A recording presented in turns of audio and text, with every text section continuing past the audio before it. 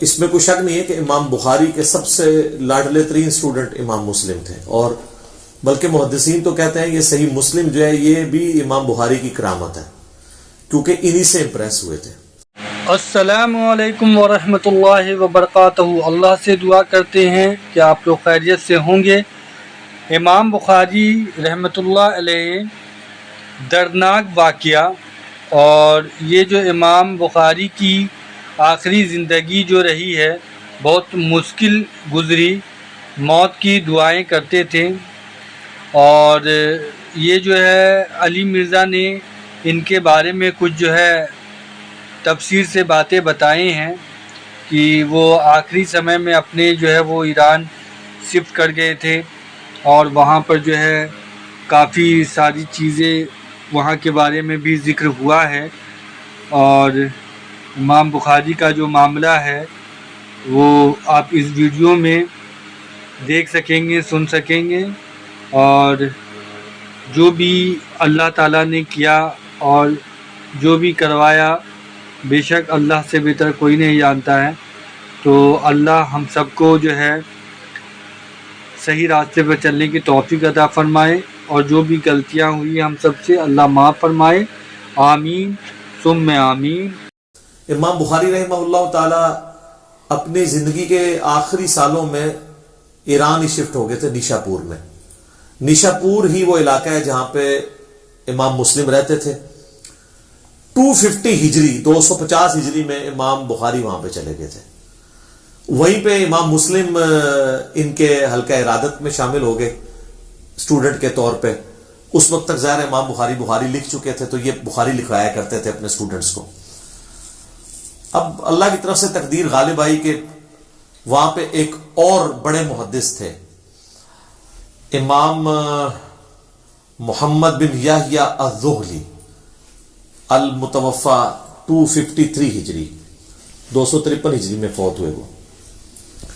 وہ امام بخاری المتوفا 256 ہجری اور امام مسلم المتوفا 261 ہجری کے مشترکہ استاد تھے۔ انہوں نے ہی سرنی ارینج کی جب امام بخاری آئے کہ جی ان کو ویلکم کہا جائے۔ اس وقت یہ ہوتا تھا جب محدث آتے تھے لوگ پھر ان سے حدیثیں سنتے تھے، جس طرح آج کل کو بڑا سنگر آتا ہے تو پوری پبلک اکٹھی ہوتی ہے۔ اچھا، اور امام زولی نے اپنے شاگردوں کو سختی سے منع کیا کہ آپ نے امام بخاری سے خلق قرآن کا مسئلہ نہیں ڈسکس کرنا۔ اچھا، یہ جو میں واقعہ کو بتا رہا ہوں یہ تمام اسماء و رجال کی کتابوں میں تواتر سے نقل ہوا ہے۔ اسماء و رجال کے حوالے سے بھی لوگ پوچھتے رہتے ہیں، یعنی یہ جو حدیث کے راوی ہیں ان کے حالات زندگی، اس علم کو جو ڈیوائز کیا گیا اسماء و رجال، رجال رجل مرد کو کہتے ہیں، اسماء ان کے نام۔ اس میں امام ابن حجر اسقلانی کی کتاب ہے التہذیب التہذیب، ابن حجر اسقلانی المتوفا 852 ہجری، اور ان سے بھی پہلے امام ذہبی المتوفا 748 ہجری، ان کی کتاب ہے سیر اعلام النبلاء۔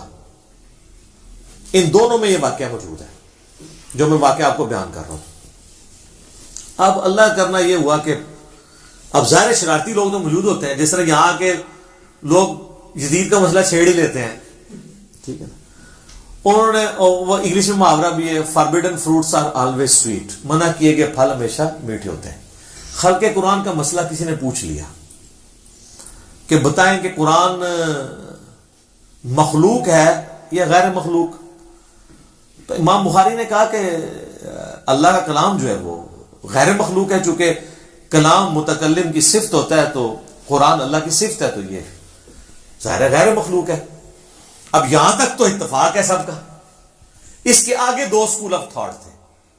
ایک سکول آف تھاٹ یہ تھا، یہ جو ہمارے ہاتھ میں مصحف ہے نا، اور یہ پیجز کے اوپر جو لکھی ہوئی انک ہے اور یہ جو الفاظ ہیں، یہ چونکہ کاتب لکھتا ہے لہذا یہ تو مخلوق ہے، اور یہ لاجیکل بھی ہے، یہ میرے ہاتھ کی کریشن ہے، یا پرنٹنگ پریس پہ کچھ چھاپتا ہے تو اس کی کریشن ہے۔ قرآن کے جو الفاظ لکھے گئے، یہ لکھے ہوئے الفاظ یہ ہے تو مخلوق ہے، کیونکہ ظاہر انک سے لکھے گئے، لیکن جو چیز لکھی گئی ہے وہ خود غیر مخلوق ہے۔ اب یہاں پہ آگے اختلاف ہے۔ لاجیکل بات تو یہ ہے کہ یہ جو مصحف ہے ہمارے ہاتھ کے اندر، یہ انسان نے اس کو لکھا ہے، تو یہ ہے تو غیر مخلوق چیز لکھی گئی ہے، لیکن یہ لکھنے کے بعد تو ابھی مخلوق کی فارم میں ہے نا، تبھی تو ڈسٹرائے بھی ہو جاتی ہے۔ اگر یہ غیر مخلوق ہو تو یہ ڈسٹرائے نہ ہو سکے۔ اب یہ قرآن کو اگر کوئی معاذ اللہ توہین کرتا ہے، یا کوئی پرانے اوراق جس طرح حضرت عثمان نے جلوا دیے تھے، صحیح بخاری میں آتا ہے، تو وہ تو پھر اگر غیر مخلوق اس کو مانے تو پھر تو جلنا ہی نہیں چاہیے تھا۔ تو امام بخاری سے انہوں نے کہا کہ یہ بتائیں، یہ یعنی وہ جڑی اتھل والی گل سی، انہوں نے کہا کہ یہ تو ظاہر امام بخاری نے اب اپنا موقف تو بیان کرنا تھا، انہوں نے کہا کہ یہ تو مخلوق ہے۔ انہوں نے کہا جی امام بخاری نے مخلوق کہتا ہے، جی اے دیکھ لو، اے گمراہ ہے بندہ۔ اب وہ پورا مجمع ظاہر ہے امام بخاری کے خلاف ہو گیا، حتیٰ کہ ان کو وہ شہر، حالانکہ وہ اس نیت سے گئے تھے کہ میں باقی زندگی وہیں پہ گزارتی ہے۔ اب وہ ان کے استاد صاحب بھی آ گئے، انہوں نے جناب اناؤنسمنٹ کرا دی، انہوں نے کہا اب وہ کیوں یہ کر رہے تھے، وہ عمرو بن حنبل کے شاگرد تھے، المتوفی 241 ہجری۔ چونکہ عمرو بن حنبل نے مارے کھائی ہوئی تھی خلق قرآن کے مسئلے میں، خلیفہ عباسی معتصم باللہ کی۔ اب جو بندہ قربانیاں دیتا ہے نا، تو اس کے ساتھ جو لوگ وابستہ ہوتے ہیں نا، ان کی عقیدت بھی آخری درجے کی ہوتی ہے۔ وہ کوئی غلط بات بھی کرے نا تو وہ اس کو بھی آن کرتے ہیں، کہتا ہے جی اتنی ان کی قربانی ہے دین کے لیے، جیسا کہتے ہیں نا جناب، جس طرح ہم جب کوئی پرائم منسٹر کی غلطی ہائی لائٹ کرتے ہیں، ہم کہتے ہیں نہیں بندہ ایماندار ہے، ہم کہتے ہیں کہ یار ایماندار ہے، مان لیا ہے، ہم سٹامپ پیپر پہ لکھ کے دیتے ہیں ہم ایماندار مانتے ہیں، لیکن مطلب حکومت میں یہ کمزوریاں آ رہی ہیں، تو وہ وہاں پہ بھی نا وہ نہیں جی خدمات ہے تو ان جو غلط کہہ رہے ہیں وہ بھی بننا ہے، یا انہوں نے نہیں کہا چونکہ اس مسئلے میں غلوف کیا تو ان کے نام پہ غلط چیز منسوب کر دی جائے۔ انہوں نے کہا جی بھائی جی گل یہ ہے کہ بھائی جو بندہ بھی امام بخاری کے اس عقیدے پہ ہے نا، تو امام زولی نے کہا کہ میری مجلس سے وہ اٹھ جائے۔ تو سب سے پہلے امام مسلم اٹھے، امام بخاری تو خیر اٹھ ہی گئے اور نکل گئے، یعنی انہوں نے یہ کہا کہ میں ایگری نہیں کرتا ہوں۔ یہ ایٹیٹیوڈ تھا امام زہلی کا۔ اور دوسری طرف امام زہلی کا نام اگر ہم آپ کو بتائیں تو آپ کو پتہ ہے ان کو کوئی جانتا بھی نہیں ہے۔ ایون اگر آپ وکی پیڈیا پہ بھی جا کے لکھیں نا امام بخاری امام مسلم، تو آپ کو سینکڑوں صفحے ملیں گے۔ اس بندے کا آپ نام بھی لکھیں نا تو اس بندے کے نام کے ساتھ بھی آپ کو کچھ نہیں ملے گا۔ یہ میں آپ کو بتا رہا ہوں کہ کوئی شخص اگر اختلاف رائے کرتا ہے تو کسی کی خدمات کو ختم نہیں کر سکتا دنیا سے۔ اب جب انہوں نے یہ ان کے ساتھ ایکٹیویٹی پرفارم کی اور امام بخاری کی للہیت دیکھیں، 43 احادیث صحیح بخاری میں امام زولی سے انہوں نے لی ہیں اس کے باوجود، لیکن امام مسلم نے کہا میں نے زولی سے کوئی حدیث نہیں لینی، اور پھر ساتھ انصاف کیا انہوں نے۔ امام بخاری سے کہا کہ آپ میرے استاد ہیں، وہ بھی میرے استاد ہیں، میرا انصاف یہ کہ میں نے زولی سے تو کوئی حدیث نہیں لینی، آپ سے بھی کوئی نہیں لوں گا، تاکہ بیلنس ہو جائے۔ لیکن امام بخاری کی للہیت دیکھیں، انہوں نے اپنے اسی استاد سے 43 احادیث صحیح بخاری میں لی ہیں، اگرچہ کہ اس استاد کی وجہ سے امام بخاری کو زندگی میں پھر سکون نہیں ملا۔ یہاں سے بخارا گئے تو پھر وہاں پہ بھی پہنچ گئے وہ لوگ، انہوں نے کہا کہ یہ تو گمراہ ہو گیا ہے، اور جس طرف جاتے تھے نا وہ کہتے تھے آپ نے ہمارے شہر میں نہیں آنا، آپ تو بدعقیدہ ہو چکے ہیں۔ حتیٰ کہ امام بخاری نے پھر دعا کی کہ اللہ اگر میری زندگی میں اب کوئی خیر باقی نہیں ہے تو مجھے اب تو دنیا سے اٹھا لے۔ حالانکہ بخاری مسلم میں حدیث ہے کہ کوئی موت کی دعا نہ کرے، وہ موت کی دعا اس طرح کی کہ موت مانگنا حرام ہے، لیکن اس طرح اگر کوئی دعا کرتا ہے نا کہ اللہ اب کوئی خیر باقی نہیں ہے تو مجھے عزت کے ساتھ موت دے دے، یہ بالکل جائز ہے۔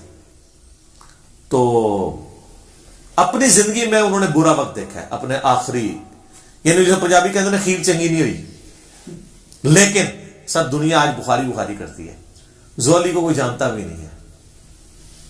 زہلی کا ذکر اسی طریقے سے ہوتا ہے کہ یار یہ بخاری کا ایک استاد تھا، اس نے ان کو مجلس سے نکالا تھا۔ بل اس شر میں سے خیر یہ نکلا کہ امام مسلم نے انڈیپینڈنٹ سند سے نبی علیہ السلام سے احادیث لی، ورنہ انہوں نے اکثر احادیث بخاری سے لے لینی تھی۔ جیسے کہ امام بخاری کے شاگرد ہیں امام ابن خزیمہ، اس کے بعد ان کے آگے سے شاگرد ہیں امام ابن حبان۔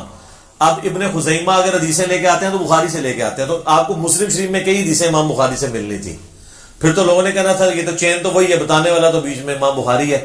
لیکن آج یہ ہے کہ الحمدللہ امام مسلم کی اپنی سند نبی علیہ السلام تک جاتی ہے الگ سے، جس میں بخاری نہیں آتے، اور بخاری کی الگ سے جاتی ہے جس میں امام مسلم تو ظاہر نہیں آئیں گے، وہ اسٹوڈنٹ ہے، اس کے باوجود آلموسٹ 50% احادیث دونوں میں کامن ہے۔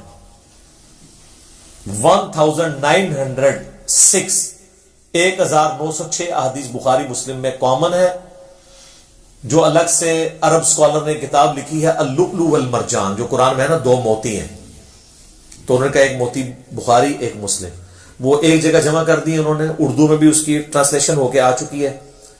اور ویسے اگر آپ کنٹینیوس نمبرنگ دیکھیں تو بخاری میں 7563 احادیث ہیں اور مسلم میں بھی 7563 ہیں۔ یہ انہوں نے آنر کیا دونوں کی نمبرنگ، اس ناٹ جسٹ یہ برابر ہے۔ اور اس میں تکرار اگر نکال دیں نا، جو ریپیٹیشن ہے، تو بخاری میں آلموسٹ 4000 ہے، مسلم میں بھی 4000 ہے، تو 4000 ہیں اور دونوں میں کامن آلموسٹ 1906، 50% احادیث آلموسٹ کامن ہے۔ تو قرآن میں بھی آیا نا معاملے کے لیے 2 گواہوں کی ضرورت ہے، تو اللہ تعالیٰ نے 2 گواہ دے دیے انڈیپینڈنٹ سورس ہے، یہ اس شر میں سے خیر نکلا، اللہ کی خفیہ تدبیر تھی، یہ ہونا تھا۔ بہرحال اس سے کئی ایک چیزیں آپ کو پتہ چلی کہ امام بخاری کتنے اعلیٰ اخلاق کے مالک تھے کہ اسی استاد سے حدیثیں لی۔ امام مسلم کتنی احتیاط کرنے والے تھے کہ انہوں نے کہا میں نے اگر ایک استاد سے اختلاف کیا، دوسرے سے ایک مسئلے میں اختلاف ہوا ہے نا، انہوں نے اس استاد کو 0 سے ملٹیپلائی نہیں کیا، عزت اسی کی عزت کی وجہ سے بخاری سے بھی حدیثیں نہیں لی، یہ نہیں کہا کہ گمراہ کہہ دیا۔ اعلیٰ ظرفی کا مظاہرہ کیا امام بخاری نے، امام مسلم نے بھی۔ اور الحمدللہ آج ہمارے پاس دونوں ذخیرے احادیث موجود ہیں، اور اللہ تعالیٰ کی یہ نعمت ہے۔ آپ دیکھ لیں، نہ یہ صحابہ ہیں، نہ یہ تابعین ہیں، یہ نہ تبع تابعین ہیں۔ امام بخاری امام مسلم تبع تابعین میں سے آتے ہیں، لیکن اللہ نے عزت شہرت ایسی دی ہے کہ دنیا کا ہر مسلمان، ایٹ لیسٹ سنی مسلمان، دنیا میں 80% زیادہ سنی ہے، ایون شیعہ بھی جانتے ہیں کہ یہ کتاب ہے، قرآن کے بعد افضل ترین 2 کتابیں بخاری اور مسلم ہیں۔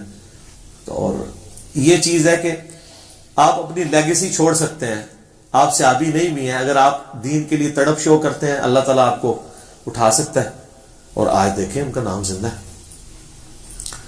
اس واقعے کی کلیریفیکیشن اس لیے بھی ضروری میں سمجھتا تھا، اس لیے میں نے سوال انٹرٹین کیا۔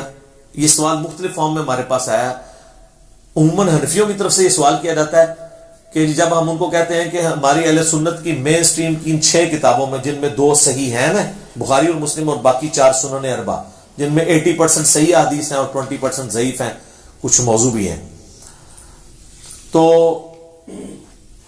یہ آلموسٹ ملا کے 27,000 کے قریب احادیث بنتی ہیں اسناد کے اعتبار سے۔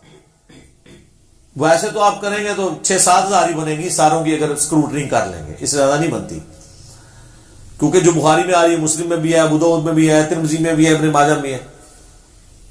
کسی ایک حدیث میں بھی امام بخاری، امام مسلم ہو، امام ترمذی ہو، ابو داؤد ہو، نسائی ہو، ابن ماجہ ہو، انہوں نے امام حنیفہ سے کوئی حدیث نہیں لی ہے۔ یہ کہتے ہیں نا امام حنیفہ ان سے بھی پہلے تھے، تو بخاری میں امام مالک کی حدیثیں ہیں، احمد بن حنبل کی ہیں، تو ان کی کیوں نہیں ہے؟ اس لیے کہ محدثین کے ہاں امام حنیفہ رحمہ اللہ کو حدیث کی فیلڈ میں ضعیف مانا جاتا تھا، فقیہ وہ بہت بڑے تھے۔ یہ ان کا کوئی عیب نہیں ہے، ایک فیلڈ میں ہو سکتا ہے کہ بندہ اوپر ہو، دوسرے میں نیچے ہو، مسئلہ 197 میرا ریکارڈڈ ہے۔ تو وہ کہتے ہیں جی پھر تو اگر یہ رول مانا جائے تو امام مسلم بھی تو بخاری کے شاگرد ہیں، انہوں نے بھی تو کوئی نہیں نہ لی۔ یہ ڈاکٹر طالب قادری صاحب نا ایک ویڈیو میں کہہ رہے تھے، تو وہ نہیں لی، اس کے پیچھے تو یہ ریزن ہے کہ انہوں نے اس وجہ سے نہیں لی ہے۔ یہ نہیں ہے کہ وہ امام بخاری کو گمراہ سمجھتے تھے یا امام بخاری کو ضعیف سمجھتے تھے، ایسا تو نہیں تھا۔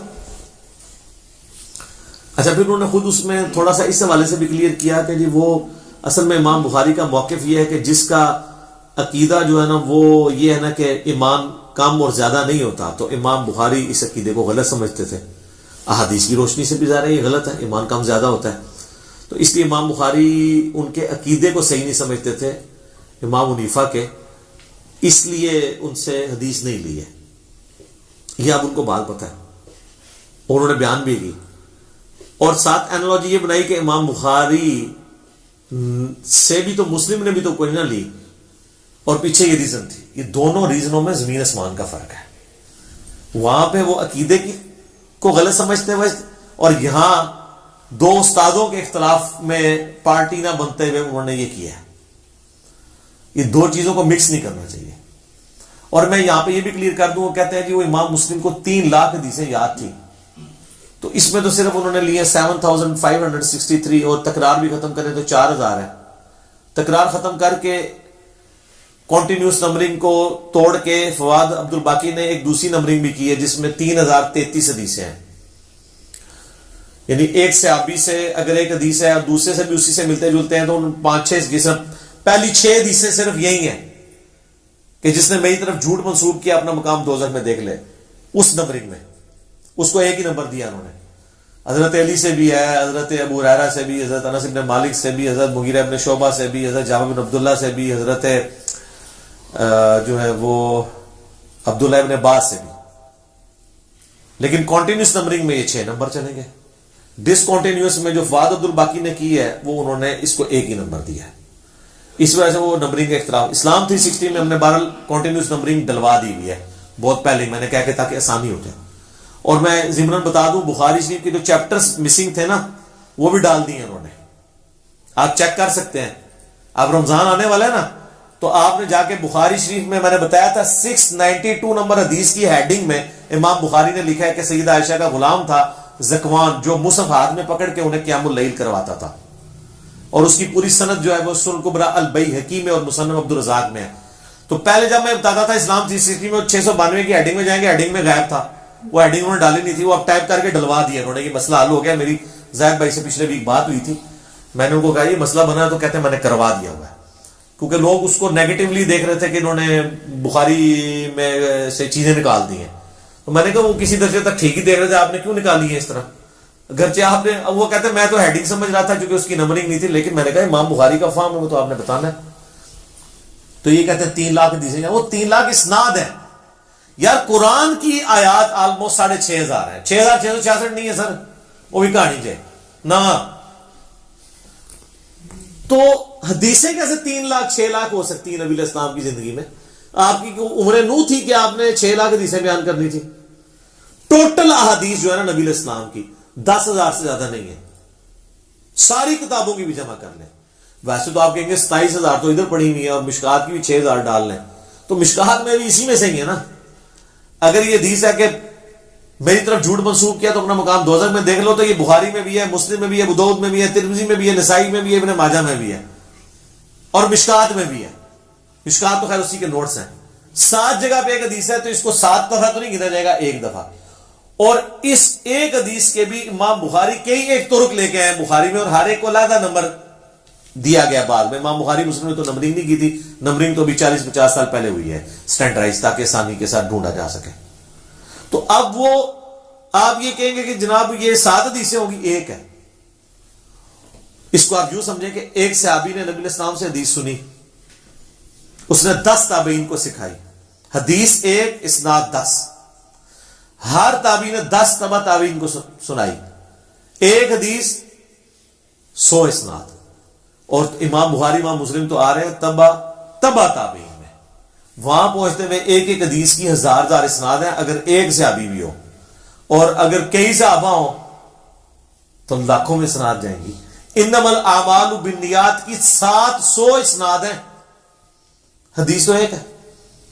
کہتے ہیں لکھاں حدیثاں سنتے ہیں, انہوں نے نا تھوڑی جی وہ جڑیاں نہیں لی ہیں وہ ساڑیاں سر, وہ آئی نہیں سنتے. اچھا دیکھیں جو چیز سامنے موجود ہے اس کو تو نہیں ماننا, جو انہوں نے نہیں لی وہ ماننی. اور تسی لے ہی نہیں مانتے پہ ہو, تو جو انہوں نے نہیں لی ہوئی ہے وہ تو آپ نے ماننی نہیں تھی. ٹھیک ہے, تو یہ اسناد ہے میرے بھائی, یہ کوئی اس طریقے سے حدیثیں نہیں ہیں, سندیں ہیں ان کی, طرق ہیں اتنے زیادہ. حدیثیں 10,000 سے زیادہ نہیں بنتی آلموسٹ, بہت کھینچ تان کر لیں. ورنہ اگر آپ سے کوئی کہہ 3 لاکھ مسلم کو یاد تھی, عام بن حنبل کو 6 لاکھ یاد تھی, اور سارے ملینز میں بنتی ہے, اس کی ٹائم کی کیلکولیشن کریں یہ کس وقت نبی علیہ السلام یہ حدیثیں بیان کرتے تھے. قرآن تو آپ کے آخری وقت تک نازل ہوتا رہا, قرآن ہی بیان کرتے رہے, حدیثیں کس وقت بیان کی ہیں. اس کے لیے تو میں نے بتایا عمر نوح چاہیے. یہ بہت بڑی مت, اور یہ جو میں دعویٰ کر رہا ہوں یہ میرا نہیں ہے, ابن حجر اسقلانی نے, بڑے بڑے محدثین نے اس کو ایز اے ٹاپک بنا کے لوگوں کو بتایا ہے کہ لوگ دھوکے میں مبتلا نہ ہو کہ یہ اس طریقے سے نہیں ہے جس طریقے سے لوگ سمجھتے ہیں. تو یہ ایک واقعہ تھا، میں نے اس کے ساتھ کچھ جو کو ریلیٹڈ چیزیں تھیں جو اکثر سوالات لوگ کر رہے ہوتے ہیں، میں ساتھ ساتھ جو میرے دماغ میں آتا ہے نا میں بیان کر دیتا ہوں کہ کوئی چیز اس میں سے اسکپ نہ ہو جائے. ٹھیک ہو گیا جی.